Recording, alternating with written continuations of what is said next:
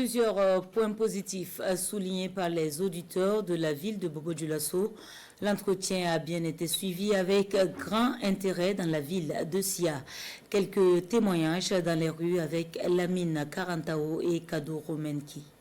Ce matin donc à 10h sur la radiodiffusion nationale du Burkina, le capitaine Ibrahim Traoré, dans son entretien, a séduit plus d'un Bobolais par les résultats et les initiatives annoncées dans les domaines comme l'agriculture, les infrastructures, l'alliance des États du Sahel et la sécurité nationale.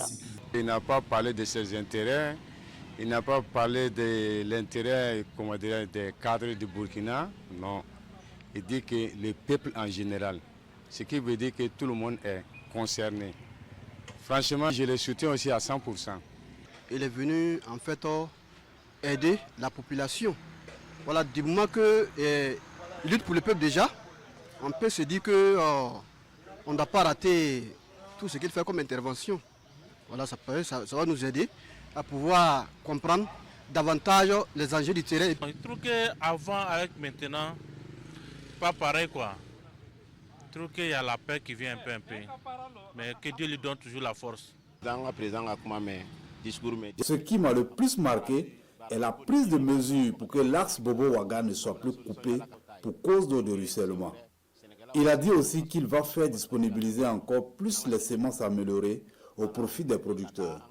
Il a aussi dit que des mesures seront prises pour faciliter la mobilité des biens et des personnes dans l'espace AES, tout en minimisant les tracasseries routières.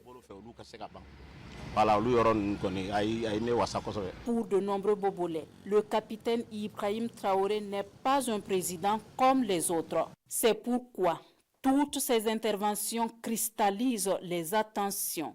Quand on n'a pas pu le suivre en direct pour une raison ou pour une autre, l'on se rattrape via les différentes plateformes numériques Foi des Bobolais pour qui il n'est pas question de rater l'entretien du président du Faso.